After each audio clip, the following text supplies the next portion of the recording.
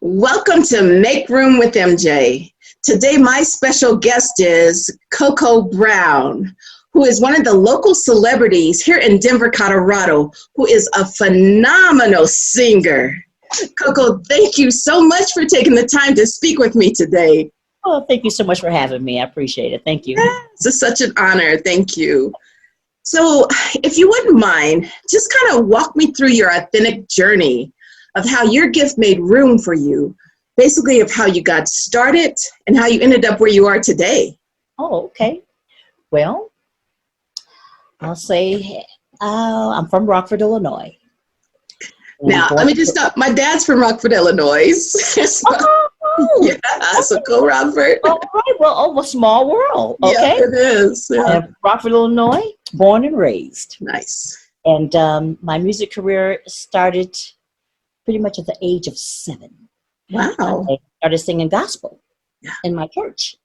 And they actually let me lead my first song, which was The Blood. At 7 years old? At 7 years old. Oh my God. I had this huge choir behind me at 7 years old, you know, such a little tiny little thing, but big, huge choir behind me. But they gave me that microphone and I just went with it. Yes, yes. That's awesome. Yeah, yes.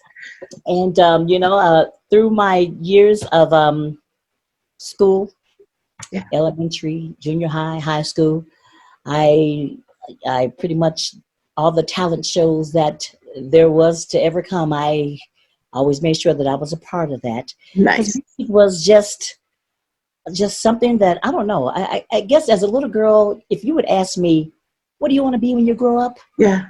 First thing I would say, I want to be a movie star and a singer. There you go. Be in lights. I want to be in lights. I just want to cameras. And I mean, that was anytime you ask me, that's what I would say. I want to be a movie star. I want to be a singer. Sure. So, kind of not a movie star. I didn't become that, but okay. I am that vocalist. Yes, you are. Yes, you are. I stuck with that singing. So, yes, I did. Like when you were a little girl, I mean, how did you get that no fear to perform in front of like an audience? Well, I really wasn't afraid because my mom would have me a lot of times. Every time she had company, she didn't care what time of morning, how late it was. She would wake me up to come into the living room and sing for her company.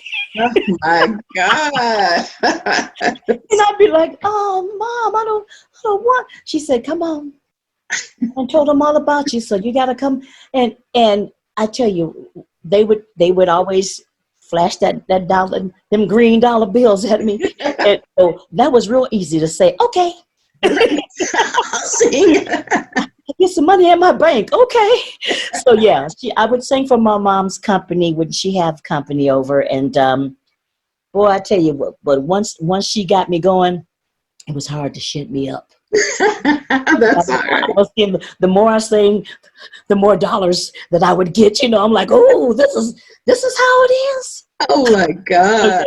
Yeah. My mom would have me sing for a company, and I wasn't scared. I had no fear at all. Yeah. I think I get a little nervous more now than I did when I was sick. I know. See, that's the thing when you're a child, no fear. Yes, no fear at all. But that was something that I really I heard the song one time, and I had it. I was always glued to the radio. I had older siblings. I had they were very, very much older than me, so I would pretty much get into their record collection, and boy, I tell you, I knew all them songs way before my time. Wow! So you like an old soul, Yeah, even my mom's record collection, boy, I was in all, what was it? Her Dionne Warwick, Franklin, Gladys Knight. So way before my time, but boy, I tell you, all of those songs, I loved them, and I just grew up with that. Sure, All sure. of that music in my household. Sure. My older brother is a musician as well. Oh, wow.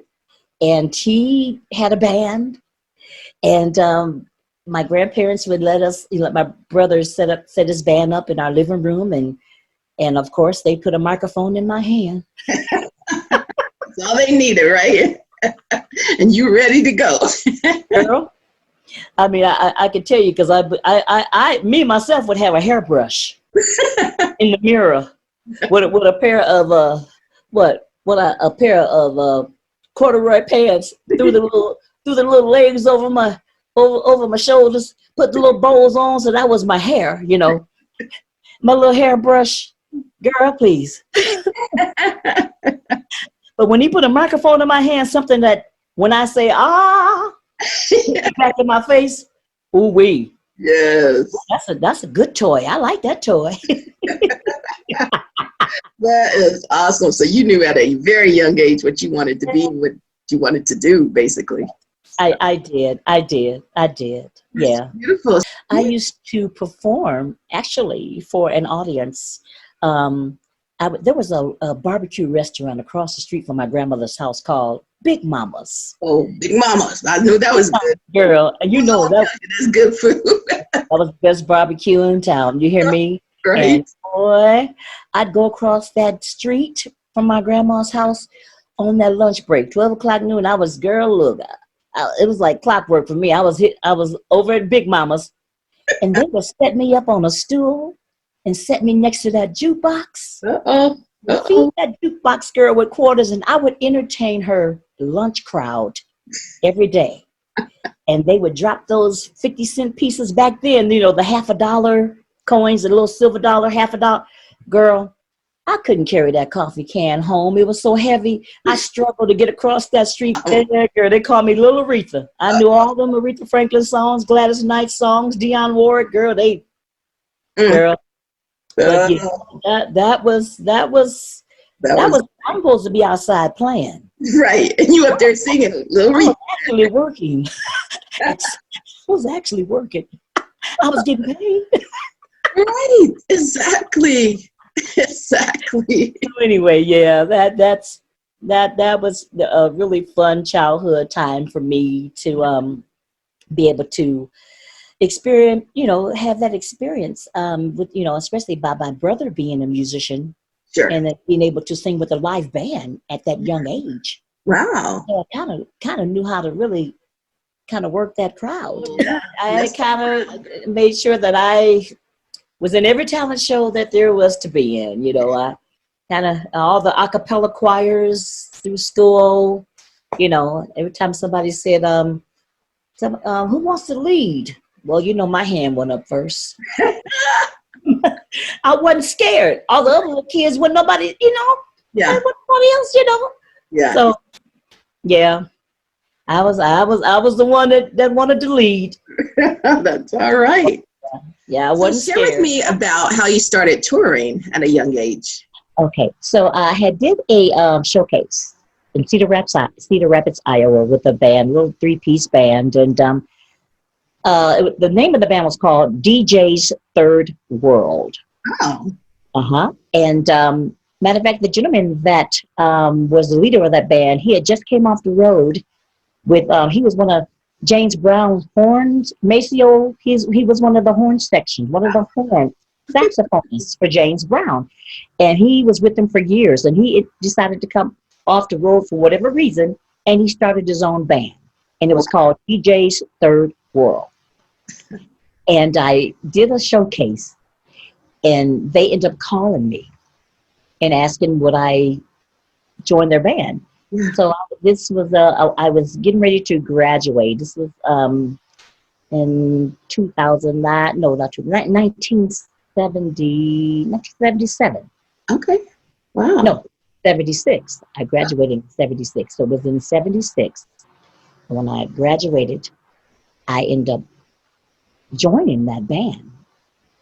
And we traveled. We was a show band. We traveled from city to city, state to state. Wow. And it was exciting. Yeah. And it was my way out of Illinois. Right. Exactly. It was my way out, you know. So and it was fun. I learned so much, and that was really my start of Sure. me getting on the road and getting it started. That's 17. 17. That's a young age. So, like, what type of experience, I mean, was that like? Because that's such a young age. You're so impressionable. You You know, know, people you met. I was not. You know, I don't know because I was so hungry Yeah. for that type of that life. Yeah. I learned so much, and everybody was so much older than me. I was so young, you know, and but I learned a lot.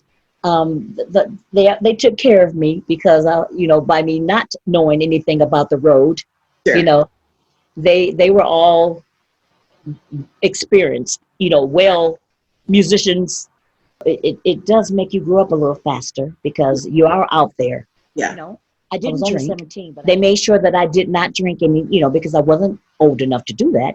So Sure. they kind of took care of me. How did your mom, I mean, how was she okay with you going at that young of age? She really wasn't okay with me going. She told the fellas, you know, I don't know you, and I begged and I pleaded and I cried, please, mom, let me go.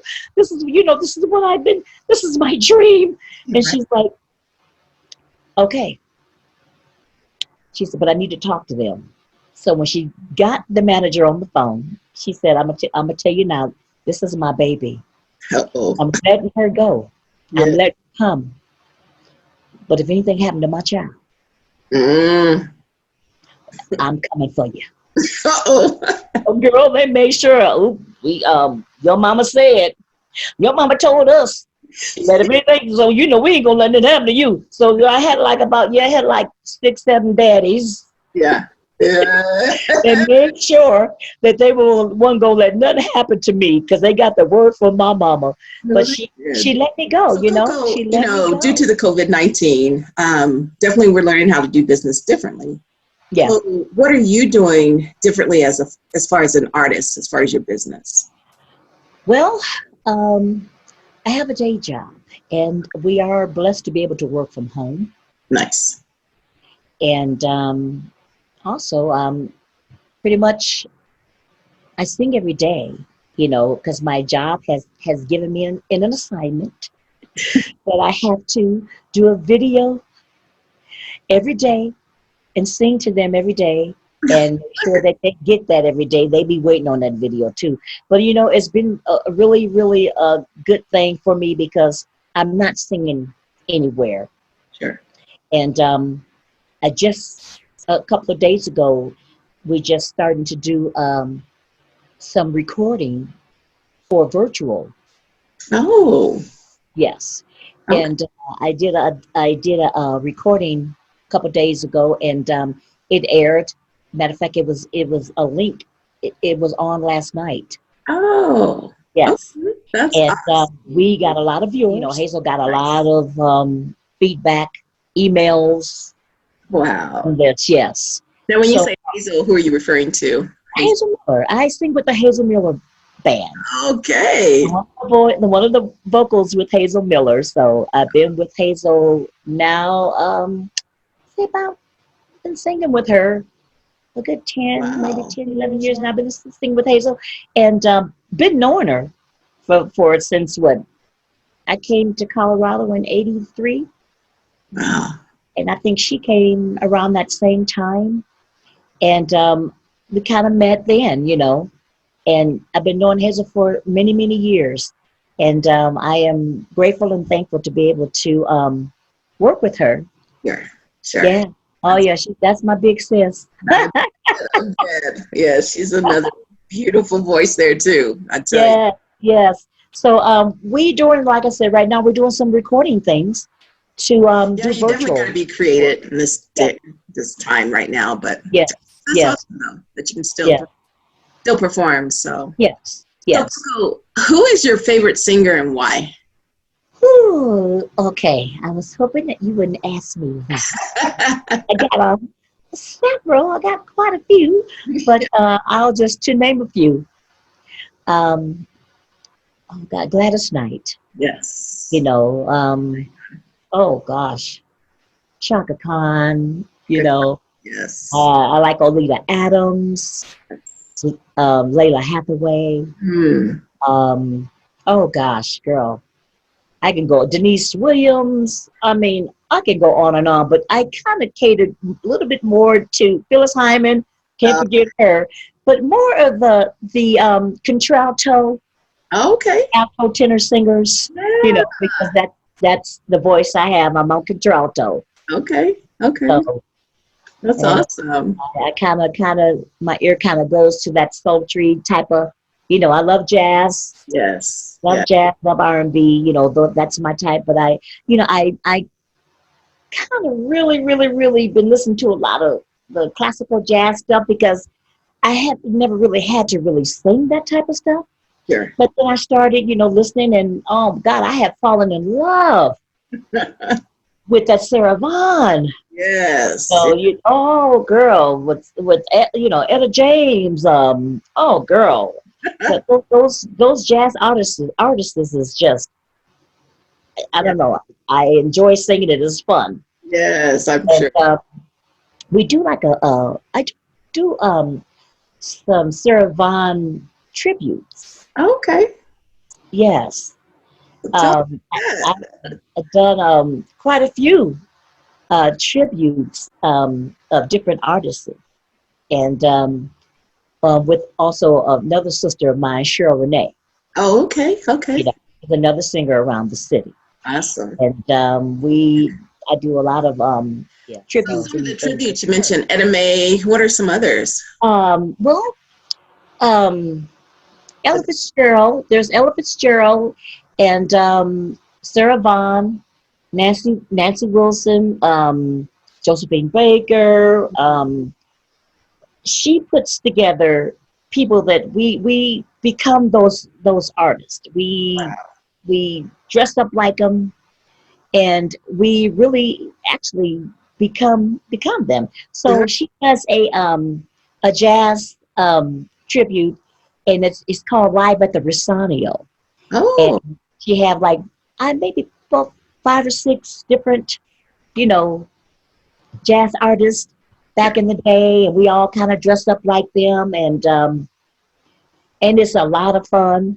Yeah. We draw. I mean, the place is packed because people like to see that type of stuff. Sure. So it's fun. It's fun. So I've Yeah. I've I've enjoyed that jazz Yeah. genre. Yes, yes. So have you ever like taken those tributes and turned it into a play or anything? Or Well, we Cheryl Renee and we co-wrote a play called Sisters and Storytellers. That ah, was back in I think '03, '02, '03, around in that area, and we did a couple of the theaters around here. But then we took that play to Maui, thanks to Cheryl, because she goes to Maui, several times a year and performs, and so she has some connections and got us into the theater downtown Maui. Oh my God, you talking about absolutely beautiful. sure. And it was 6 of us in the play, and it was 6 vocalists, and it was myself, Cheryl Renee, Hazel Miller, Okay. Yvonne Brown, Wow. Shelley Lindsay, and Linda Theus Lee. My goodness. Voices that we come together with these voices. Yes. Oh God, we made you cry, we made you laugh, we told stories, and it was just, oh my God, the play was So Coco, amazing. when you were touring, with your first band, did you ever have the opportunity to open up for like celebrity artists, maybe your favorite celebrity artists or? Oh my God, girl, my very first concert was in Hays, Kansas. Oh, I was 17, and we opened up for the Spinners. oh my goodness. God, that's Oh, when the singer Felipe, they had that lead singer. yes. I got to meet him, but the Spinners were just phenomenal. I love them anyway, but to be able to meet them at 17, I mean, I had never seen any celebrities before. I mean, you know, and girl, we had our dressing rooms right next to theirs with a great big old gold star on the door with our name. Oh, girl, that just, girl, we really thought we were. I mean, I know the guys. Like I said, there were some of the band members from James Brown's horn section, and they've done some some national things. It was me. I was the one that was new to this. Yes. So I'm the one probably was in awe because they were used to it. They were used to these type of things. It was me. Sure. I tell you, it was something. It was something, and that there made me. It took me back when I said I want to be a singer. I want to be a star. Well, when I saw that star on that door, yes, I said, "Ooh wee, is it so? Is this what stardom is? Is this what stardom feel like? Because they treated us like celebrities now. They sure did. Backstage passes, people coming through, want to take pictures. Oh, girl, that was all new to me. So that was like, I finally made it. Did you feel that? Yes, that was all new to me. I was excited, very excited. Yeah. Any other celebrities that stand out to you? Oh, girl. And so from that point forward, we were opening up stuff. Opening up for Cameo, Confunction, War, Pointer Sisters. We had a chance to. There was another band called T.S. Monk. We were on our way. Yeah. We were on our way. Yeah. We had did a lot of recordings. We did some recordings in Ray Parker Jr. studio. In Scottsdale, Arizona, called studio was called Shantone Studios, and at the time we were there. Ray Parker Jr. He was doing the movie Ghostbusters. Oh, oh my gosh! But he let us come into the studio. We were there for a couple of weeks. And we stayed in Arizona for a couple of weeks, and we were in that studio, day in and day out, trying to get this project done, But it was really nice to be able, and it was nice of him, of letting us come into his studio like that. Yeah. So did any celebrities ever house you all on your tours, or? We played a place in Sun Valley, Idaho, and I never forget. Every night, that place would be wall to wall packed with people, and it's like, well, this is cool. We like, well, shoot, we drawing like this. This is great. Come to find out, the 200 and some people that would come every night. Well, it was a cast that was filming. Cast that was filming in Sun Valley, Idaho at the time, and so my saxophone player would took me to the bar and said, "Coco, do you know this guy right here?" I'm like, "No, am I supposed to know him? I don't. You ain't never seen him before?" I'm like, "No." That's Mr. That's Clint Eastwood. That's Mr. Clint East. I'm like, I looked at him. I'm like, they were filming Pale Rider at the time. Oh my gosh! So him, Sandra Rock, J.D. Johnson, all of these celebrities was every night, and that explains why the place was packed. Yeah. Every night, because it was the cast from the doing the film. Sure. Wow. So now, girl, talking about the nicest people, we had a ball with them. A ball. And not to mention that where we stayed, our band house, a gentleman would come and he would take us to our band house. His name was Richie. Last name was Reese. Uh-oh. I never put that together. I think I know. His parents were the founder of the Reese Cup. My favorite. He came from a family that Then they had this big gigantic house, Oh my gosh. the band house. And I'm like, because we couldn't believe, when he took us and he pulled up in the driveway in this big old house, we could not believe it. This is where we staying? Right? Well, it explained why. It explained it when we found out who he was.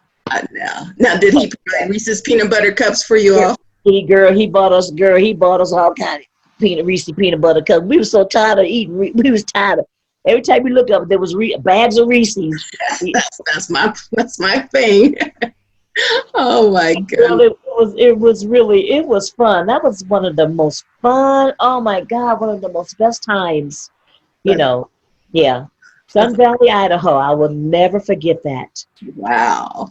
How awesome is that? Yeah. Coco, what is your personal go-to song? Maybe when you're low and there's a song that you play that motivates you, lifts you up. Gospel. Okay. Oh my goodness. I listened to Yolanda Adams. Yes. CeCe Winans. Tamla Mann. Anita Wilson. Yes. So, Coco, what do you like to do when you're not performing? Girl, I love to shop. Oh, my kind of girl. I am a shopper. Girl, we'll leave home at 8 o'clock in the morning. Won't get back to 10 at night. I know you think I'm crazy. Nope, I'm right there with you. So what is your favorite color, like your empowerment color that you like to wear? Red. Love me some red. I mean, can you just see? Can you look around my house? I got red. I'm red. Love me some red. Okay? Yes. Love me some red. My car is red. I love me some red. True. I would have to say mine's purple. And I think purple and red go together some kind of way. I've seen them two together. So what's been most rewarding for you along your journey? Just to be able to I'm just blessed and grateful to be able to still do what I'm doing at my age, So how long were you with that band you were traveling with? Decision, because they changed their name from DJ's Third World to Split Decision. Oh, okay. And I was with them 1976 is when I got with them. 12 years. Okay. 12 years. Nice. I was with them for 12 years, and then I ended up moving here because I ended up getting married to a gentleman here. Oh, okay. Okay. That's made Colorado my home, and I always said, if I ever came off the road, I wanted to make Colorado my home, and end up marrying a gentleman here. And that's how I got. How long have you been in the industry as total, I guess to say? I'd say about 45 years. Wow, that's beautiful. Yes. That's beautiful. 17. I'm 62. Oh my, you look beautiful. I would never guess that. You're so sweet. I'm serious. Yeah, yes. Yeah. A good 40, 45 years. So, along your journey, what's been the best piece of advice that you received from someone? Well, I'll never forget the time that, you probably won't believe this, but Patti LaBelle gave me some advice. She was at a mall. She had came to a mall, and everybody was showing them at this mall. And it was, it was advertised that she was going to be there, and if you want, take pictures or you want to get a chance to meet, Patti, I had to do something quick. So something came to mind to me. I had to sing. Uh-oh. And I sung a little piece of Gladys Knight. You're the best thing that ever happened to me. And how does that song go, Coco? Girl, that was my favorite too. Because I think this is what I think I did. If anyone should ever write my life story, for whatever reason there might be, oh, if you'll be there between each line of pain and glory. 'Cause you're the best thing that ever happened to me. Oh, you're the best thing that ever happened to me. And she said, thank you. And she said, child, honey, don't you ever quit doing what you're doing. I'll never forget that moment. Yeah. Never. So, Coco, what do you want to be remembered by or known for? Well, you know, I want to be remembered by being a very kind person, Yeah. very loving person, very giving person. Well, great. Thank you so much for spending this time with me. I truly appreciate it. Oh, we gotta go. Yeah, that's all the questions I have. Oh, I mean, I was just getting comfortable. Let's go. So if someone wants to follow you, where can they follow you on social media? Well, you know, I am on Facebook. Okay. You know, go to my Facebook page, Coco Brown in Aurora, Colorado. Okay. On Facebook. Okay. Awesome. Well, that's a wrap with Room with Emjae. Thank you, Emjae. Thank you so much.